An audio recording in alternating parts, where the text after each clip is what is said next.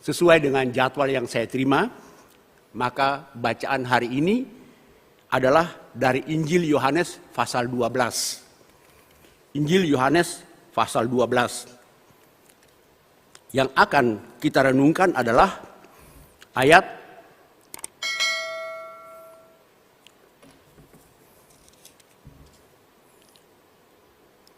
dari 20 sampai ayat yang ke-25. Walaupun yang akan menjadi fokus adalah ayat 24. Saya akan membaca dari Injil Yohanes pasal 12 ayat 20 sampai dengan ayat 25. Di antara mereka yang berangkat untuk beribadah pada hari raya itu, terdapat beberapa orang Yunani. Orang-orang itu pergi kepada Filipus yang berasal dari Betsaida di Galilea. Lalu berkata kepadanya, "Tuan, kami ingin bertemu dengan Yesus." Filipus pergi memberitahukannya kepada Andreas. Andreas dan Filipus menyampaikannya pula kepada Yesus. Tetapi Yesus menjawab mereka, katanya, "Telah tiba saatnya Anak Manusia dimuliakan. Aku berkata kepadamu, sesungguhnya jikalau biji gandum tidak jatuh ke dalam tanah dan mati, ia tetap satu biji saja. Tapi jika ia mati, ia akan menghasilkan banyak buah. Barang siapa mencintai nyawanya, ia akan kehilangan nyawanya.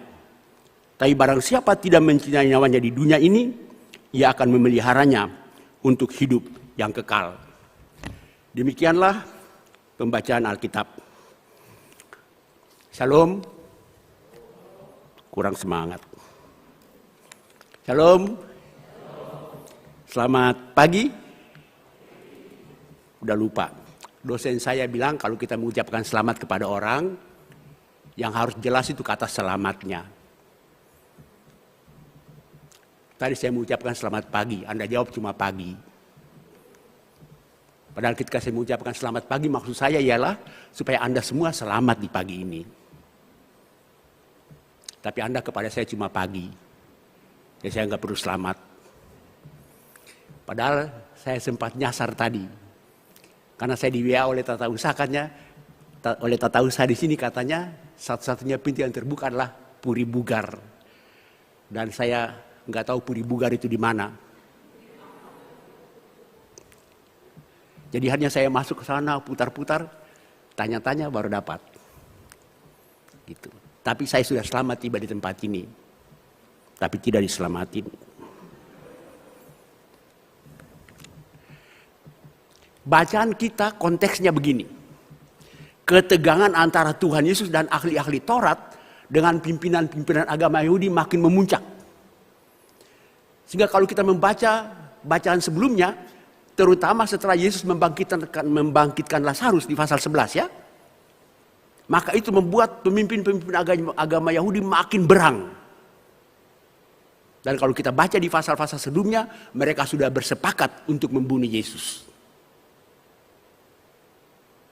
Sehingga ketika hari raya Paskah, kalau kita baca di bacaan sebelumnya, Yesus hari-hari pergi ke Yerusalem, tapi kemudian dia menginap di Betani.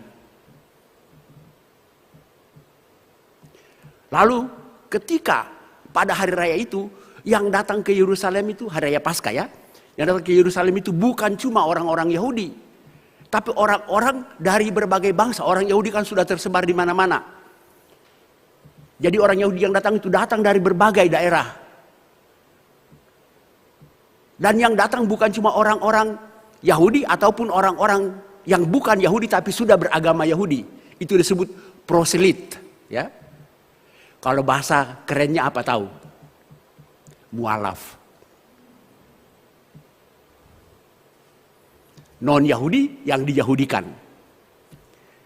Tapi juga ada orang-orang dari bangsa-bangsa lain yang tidak beragama Yahudi tapi semua juga datang. Dan dalam bacaan kita tadi dikatakan bahwa datanglah sejumlah orang Yunani. Dan mereka datang kepada Filipus untuk mau berjumpa dengan Yesus. Kenapa mereka datang kepada Filipus? Dan untuk apa mereka mau berjumpa dengan Yesus? Injil Yohanes tidak menjelaskannya. Hanya para penafsir mengatakan begini, kemungkinan besar Filipus itu, karena nama Filipus itu nama Yunani. Nama Filipus, us itu adalah dari bahasa Yunani. Jadi kemungkinan besar Filipus itu mengerti bahasa Yunani. Lalu dia datang kepada Andreas. Andreas juga nama Yunani. Jadi walaupun mereka orang Yahudi, tapi mereka memakai nama Yahudi. Tahu nggak nama kecil saya siapa? Ayo. Nggak tahu kan? Nama family name saya Rap-Rap. RAP. Jangan salah tulis. Dibikin 2 kata. Rap-Rap dipisah. Lalu dibaca dengan keras. Rap-Rap. Padahal Rap-Rap dalam bahasa Batak artinya sikat sampai habis. Tapi masih lumayan. Saya pernah menerima sebuah surat dari sebuah gereja kepada yang terhormat pendeta Rap pangkat 2.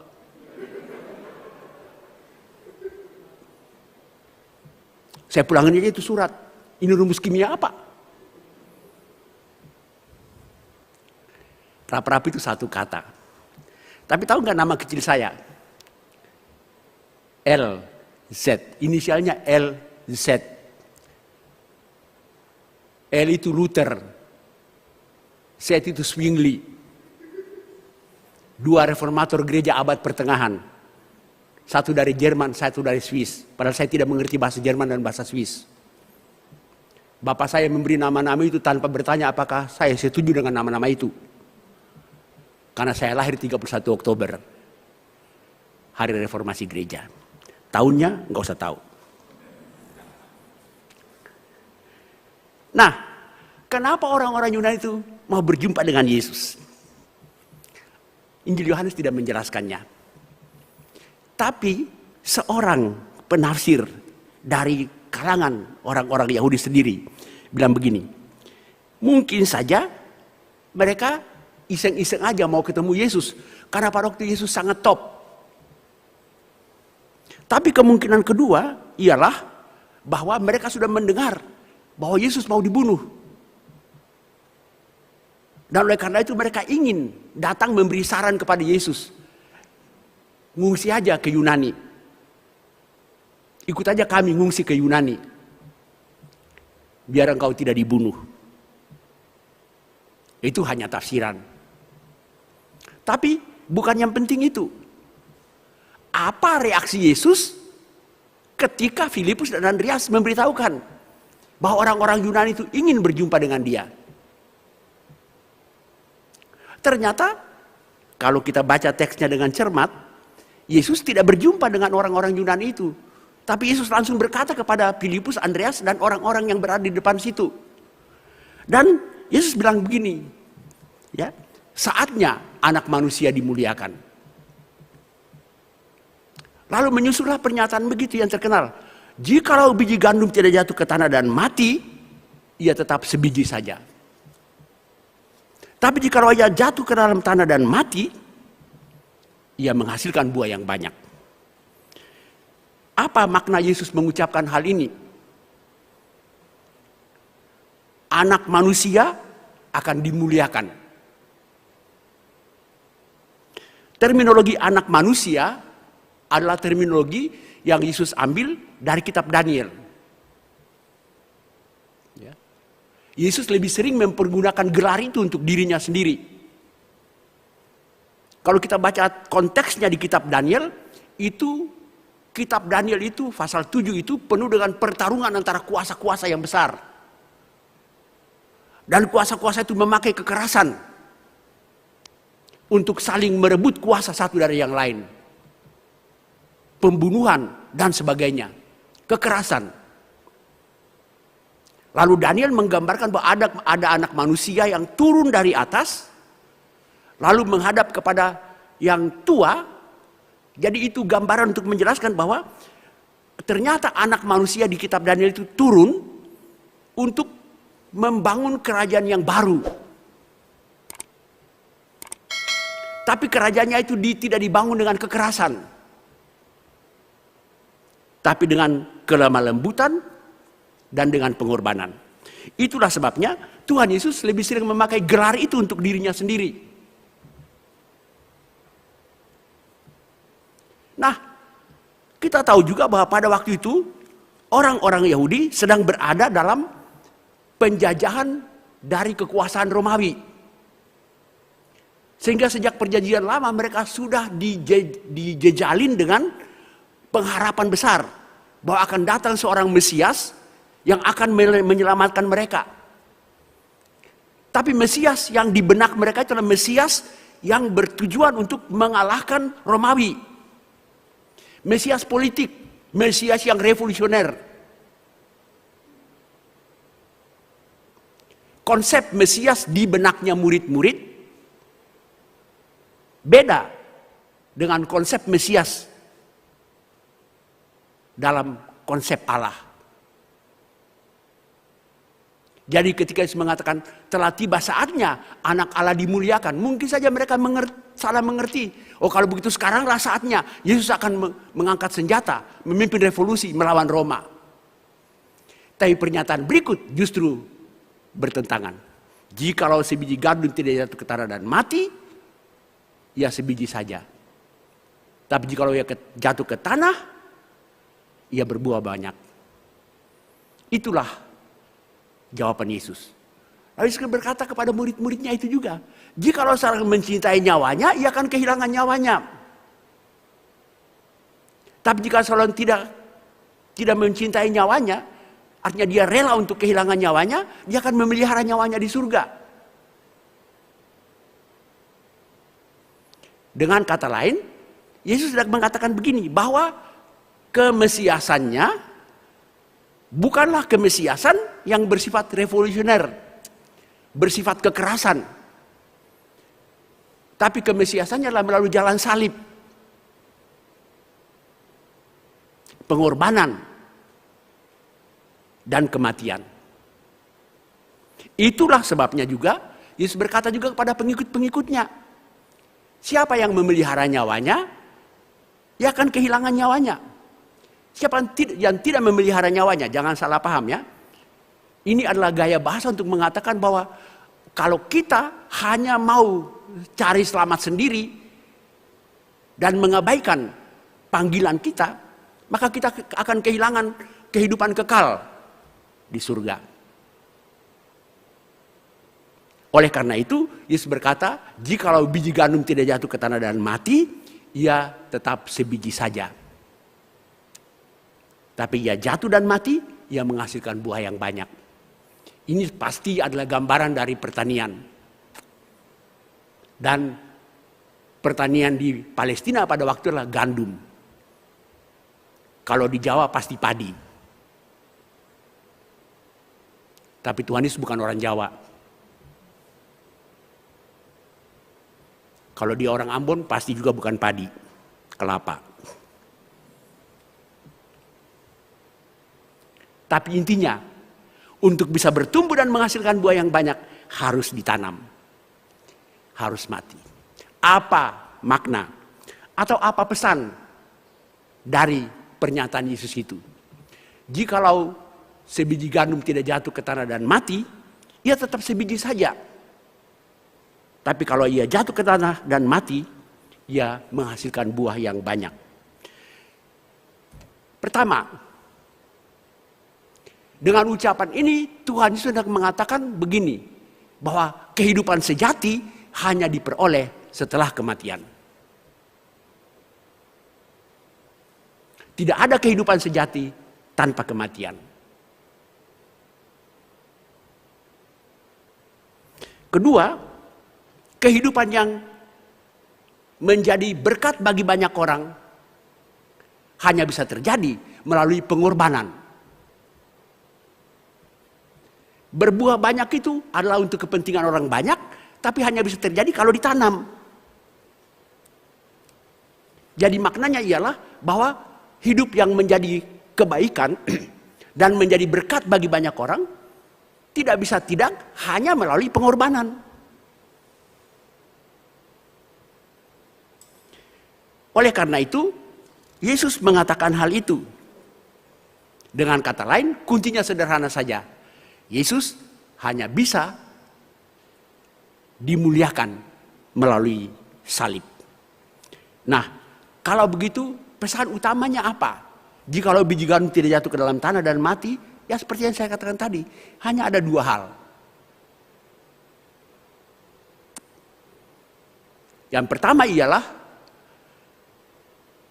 bahwa kehidupan sejati hanya diperoleh sesudah kematian.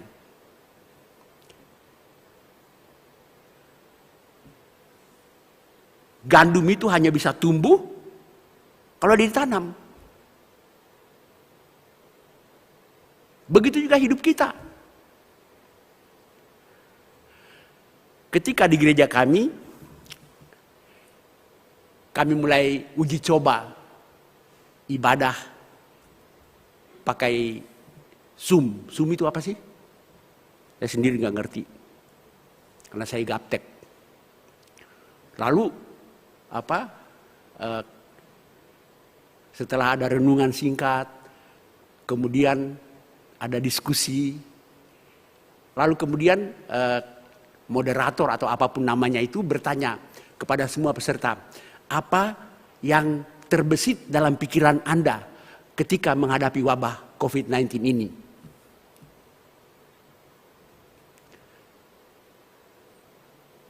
Saya sudah lupa banyak jawaban teman-teman waktu itu. Saya cuma ingat apa yang saya jawab. Daripada ingat orang lain punya, mendingan ingat punya diri sendiri. Jadi ketika dia tanya saya, kalau Pak Raprap, apa yang terbersit di pikiran Bapak ketika wabah ini begitu hebat? Tahu nggak apa jawab saya? Mati. Artinya, tanpa wabah pun sebagai orang yang sudah lansia, ya, apalagi punya banyak penyakit. Saya begini-gini, gagah gini tapi banyak penyakit loh.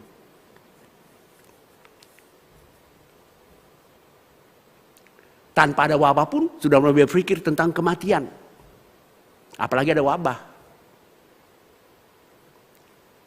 Tapi dalam refleksi itu, kita bersyukur bahwa ketika kita mati sebagai orang yang beriman, itu adalah jalan untuk memulai kehidupan yang baru. Itu sebabnya Rasul Paulus bilang apa? Bagiku hidup adalah Kristus dan nggak tahu. Bagiku hidup adalah Kristus dan mati adalah keuntungan. Ada di mana?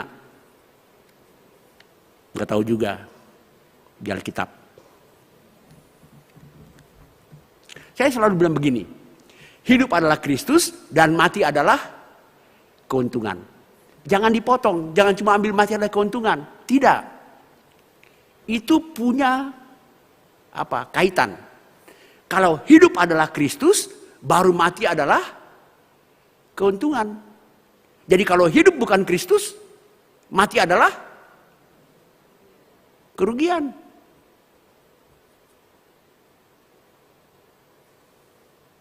Oleh karena itu, bagian yang paling pesan yang pertama dari teks, jikalau biji gandum tidak jatuh ke dalam tanah dan mati, ia tetap sebiji saja. Tapi ia jatuh ke tanah mati, ia tumbuh dan menghasilkan buah yang banyak. Itu dimensi pertama dari teks ini adalah bahwa kehidupan yang sejati adalah hanya setelah kematian. Tapi yang kedua inilah yang mau saya expose dalam khotbah ini sesuai dengan jadwal khotbah yang tema-tema khotbah yang saya terima dari gereja kita di sini. Ya. Hidup yang memberi kebaikan bagi banyak orang hanya bisa terjadi oleh pengorbanan. Mengorbankan diri untuk menjadi berkat bagi banyak orang. Itu dimensi kedua dari ucapan Yesus ini. Kalau kita mau jadi berkat bagi banyak orang, harus ada pengorbanan. Lembaga Alkitab Indonesia sudah merevisi terjemahan Alkitab kita ini. LAI pernah membuat sebuah seminar mengenai rencana revisi terjemahan ini.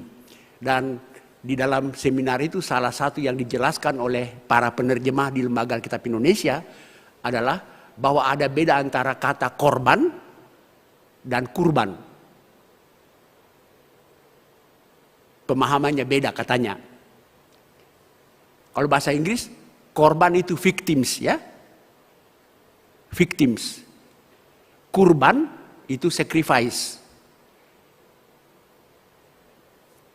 Betul nggak?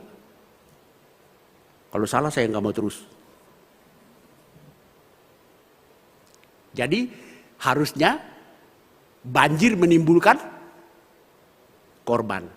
Kita mempersembahkan kurban. Jadi bukan kita mempersembahkan korban. Kalau kita mempersembahkan korban, ambil sisa-sisa banjir kasih sama Tuhan.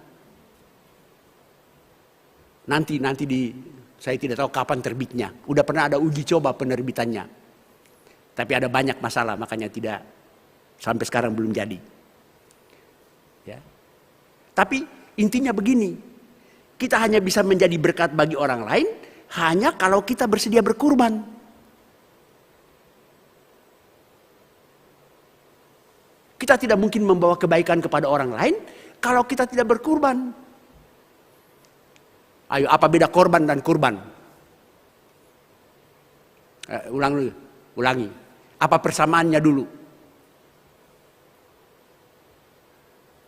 Seperti biasa, tanya sendiri, jawab sendiri. Korban dan kurban persamaannya adalah sesuatu yang hilang, ya. Ada sesuatu yang pergi dari kita. Itu korban dan kurban. Bedanya di mana? Kalau korban itu terpaksa, kita nggak rela tapi dia pergi. Tapi kalau kurban, dia hilang dari kita karena kita rela. Nah, kembali ke teks kita. Dikatakan bahwa hidup yang menjadi berkat bagi banyak orang hanya bisa terjadi kalau ada kesediaan berkurban.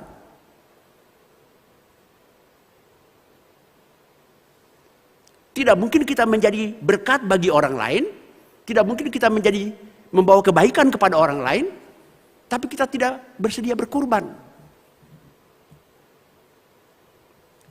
Nah, kalau dikaitkan dengan kehidupan kita masa kini, apa kecenderungan masyarakat kita masa kini? Kalau dikatakan untuk menjadi kebaikan bagi banyak orang, kita harus mengorbankan diri.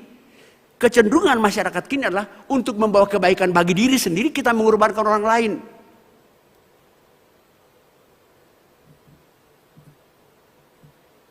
Padahal semangat yang Yesus ajarkan beda. Untuk membawa kebaikan kepada orang lain, kita harus mengorbankan diri. Tapi kecenderungan masyarakat kita sekarang adalah untuk membawa kebaikan bagi diri saya bisa mengorbankan orang lain.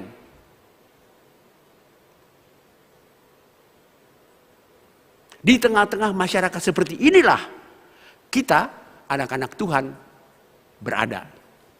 Lalu bagaimana kita menerapkan makna dari pesan Yesus ini kepada kita dalam kehidupan kita masa kini? Supaya kita menjadi orang-orang yang rela berkurban agar membawa kebaikan kepada orang lain. Dan bukan sebaliknya, kita mengorbankan orang lain demi kebaikan kita.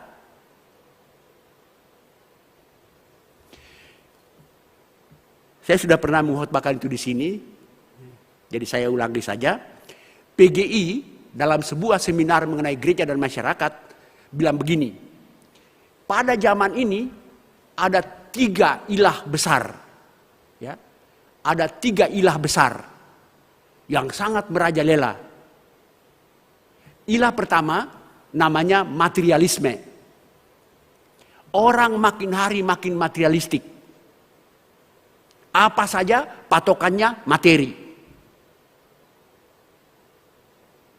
Apa saja patokannya materi. Itu namanya materialisme.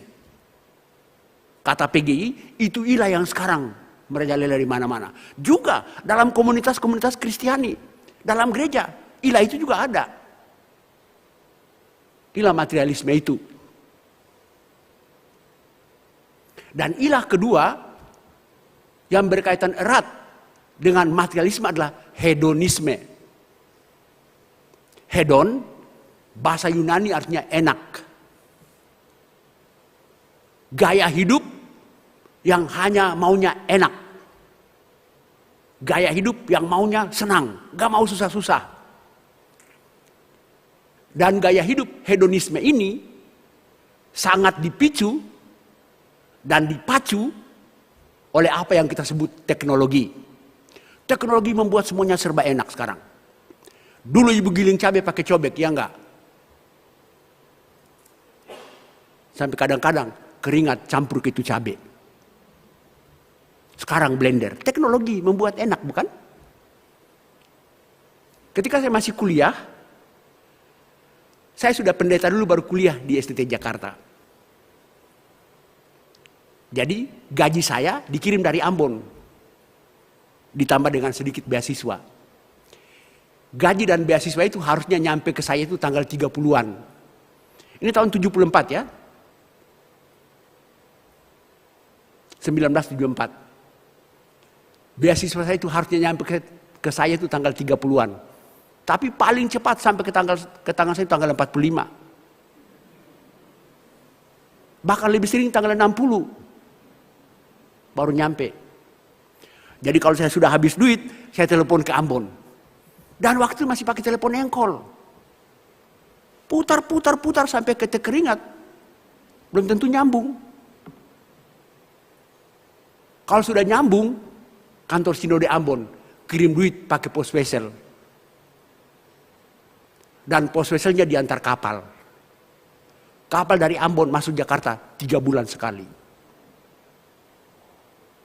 Kadang-kadang beasiswanya sampai, saya udah mati utang di warung-warung. Sekarang teknologi, Anda ke ATM, e-banking, m-banking, dalam sekejap uang Anda udah terkirim. Enak bukan? Tapi itulah yang disebut oleh PGI gaya hidup hedonisme. Gaya hidup yang maunya enak. Tidak mau susah-susah.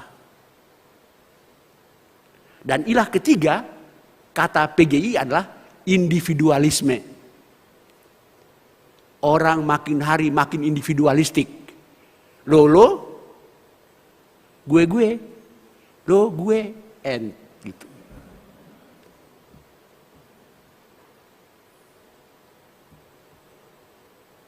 Dan 3 ilah inilah yang sekarang sepertinya merajalela di mana-mana. Membuat semangat mengorbankan diri untuk kebaikan orang lain menjadi terbalik.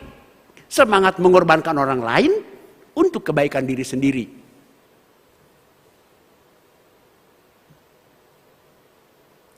Dan harusnya itu tidak boleh terjadi. Bagi anak-anak Tuhan, justru di tengah-tengah situasi seperti inilah kita harus makin hari menjadi seperti biji gandum yang mati untuk berbuah banyak. Sama seperti Yesus yang menyebut dirinya biji gandum yang mati untuk menghasilkan buah yang banyak. Tapi jangan salah mengerti dulu, materi itu enggak dosa. Ya, materi itu enggak dosa. Tapi ketika kita jadikan materi sebagai ilah, nah itu merusak atau mengubah semangat mengorbankan diri untuk kepentingan orang lain menjadi semangat mengorbankan orang lain untuk kepentingan diri sendiri. Materi itu baik. Tapi Alkitab bilang apa? Manusia hidup bukan dari roti saja, tapi dari setiap firman yang keluar dari mulut Allah. Dan materi pun secukupnya, bukan? Kalau kita belajar hidup secukupnya, makanya dalam doa Bapa kami kita diajar bagaimana? Berikanlah kepada kami pada hari ini Makanan kami yang banyak-banyak sampai makan gak habis-habis. Kalau Anda berdoa begitu, itu bukan lagi doa Bapa kami. Itu doa Bapa kamu.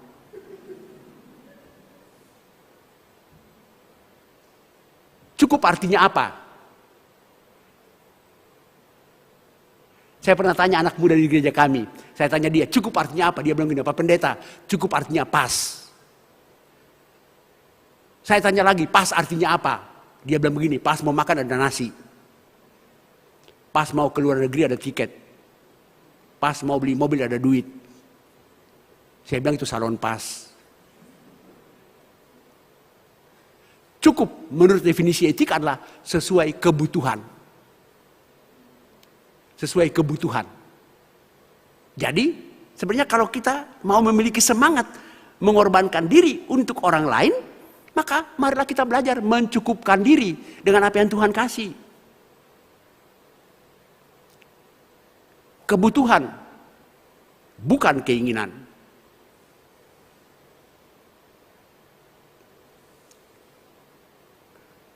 Sebagai hamba Tuhan di Jakarta, saya butuh mobil supaya pelayanan saya lancar. Kalau saya hamba Tuhan di Sumba, saya nggak butuh mobil, saya butuh kuda. Kalau saya hamba Tuhan di Papua, butuh helikopter. Kalau saya hamba Tuhan di Maluku, butuh kapal. Karena saya hamba Tuhan di Jakarta, saya butuh mobil.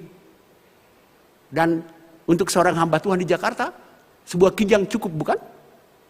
Mobil saya Kijang Innova, cukup. Kalau seekor Kijang tidak cukup sama sekali. Bayangkan saya khotbah di sini, datang ke sini, naik seekor Kijang. Ya.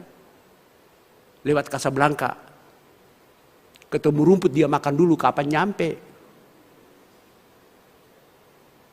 Tapi kalau saya bilang, Tuhan, mengapa engkau tidak memberi aku sebuah Tiger, Mercedes Tiger. Tiger sama Kijang kan galakan Tiger, ya enggak? Maka saya harus bertanya, Tiger itu kebutuhan ataukah keinginan? Maka selama saya pingin Tiger, sekalipun Tuhan kasih Kijang, saya merasa Kijang gak cukup. Keinginan itulah. Dan keinginan ini dipicu dan dipacu oleh ilah kedua. Hidup enak. Apakah hidup enak itu dosa? Tidak juga.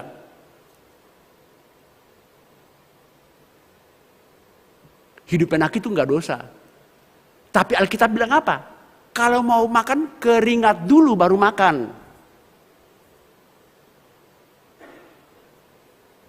Jadi keringat dulu, berjerih payah dulu, baru hidup enak. Banyak orang tidak mau keringat dulu baru makan. Maunya keringat waktu makan.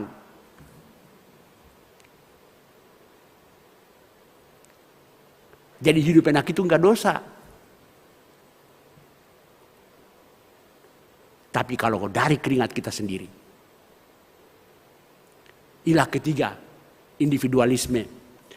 Apakah kita mengasihi diri sendiri itu salah? Oh tidak. Kasihlah sesamamu manusia seperti dirimu sendiri. Artinya juga mementingkan kepentingan diri sendiri itu enggak salah. Tapi jangan sampai mementingkan kepentingan diri sendiri sampai mengabaikan orang lain. Bahkan lebih celaka lagi, mengorbankan orang lain.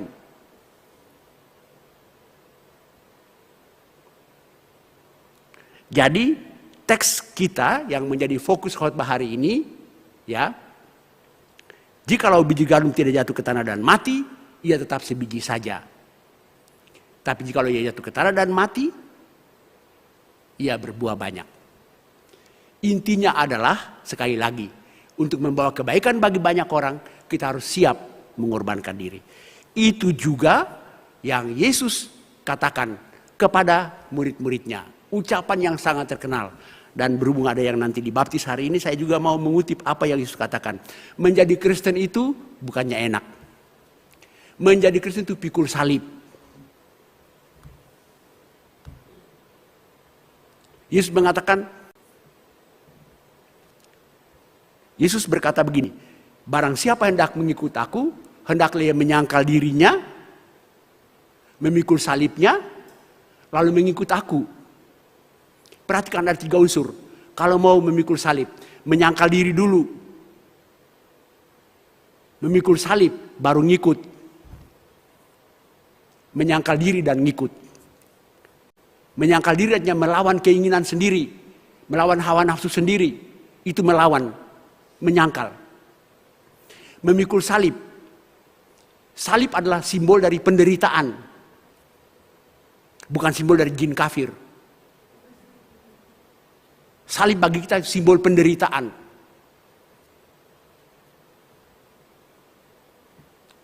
Memikul salib artinya siap menderita. Baru kita bisa mengikut dia. Saya mau tanya, apa bedanya mengikut sambil memikul beban dan ngikut sambil tidak pikul beban?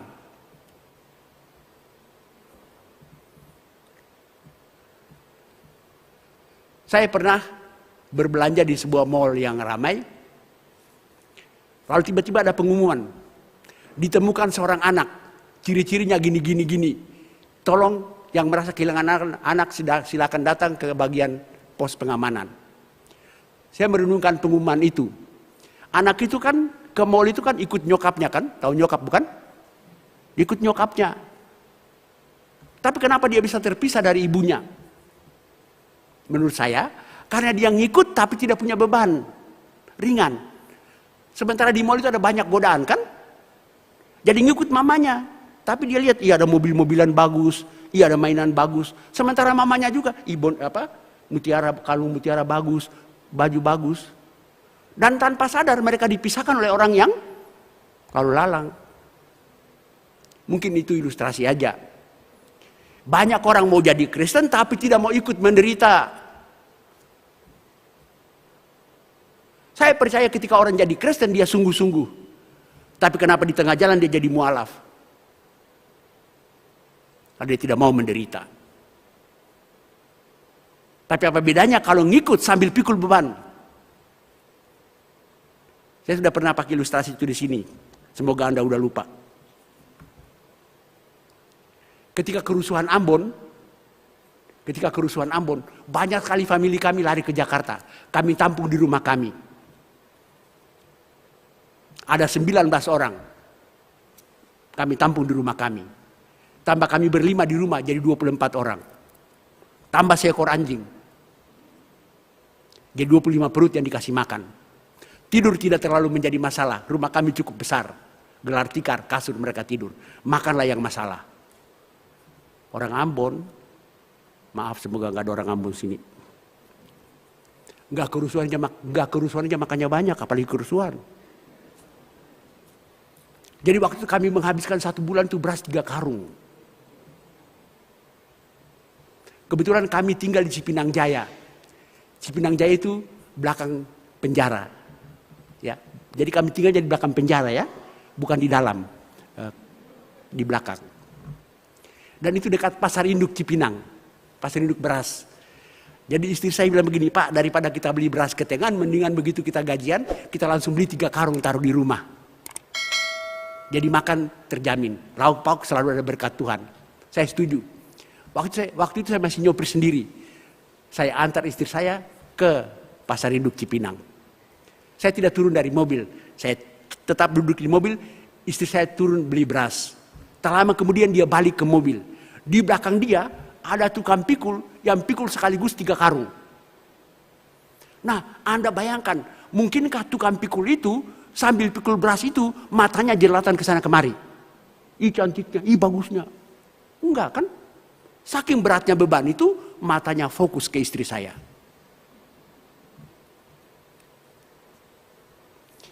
Kalau saudara fokus kepada Yesus, siap pikul salib. Dan salib itu berarti apa? Pengorbanan. Seperti biji gandum mengorbankan dirinya, dia bertumbuh.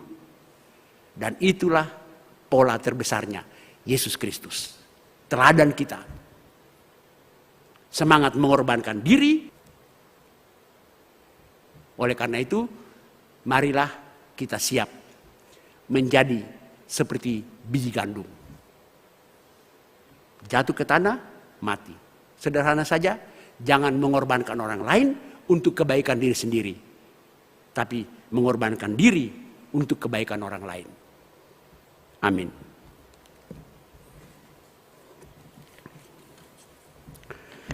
Bapa di surga, firman-Mu telah disampaikan. Roh Kudus memeteraikan pengajaran ini, dan biarlah pengajaran ini sungguh-sungguh berdampak dalam kehidupan kami sehari-hari, agar kami menjadi seperti biji gandum yang jatuh ke tanah dan mati, supaya kami berbuah banyak bagi kebaikan orang lain, sama seperti Kristus telah mati dan membawa keselamatan bagi banyak orang, bagi umat manusia. Terima kasih Tuhan untuk pengajaran ini. Biarlah kami terus belajar dari hari ke hari untuk menjadi murid Yesus. Dalam nama Tuhan Yesus kami berdoa. Amin.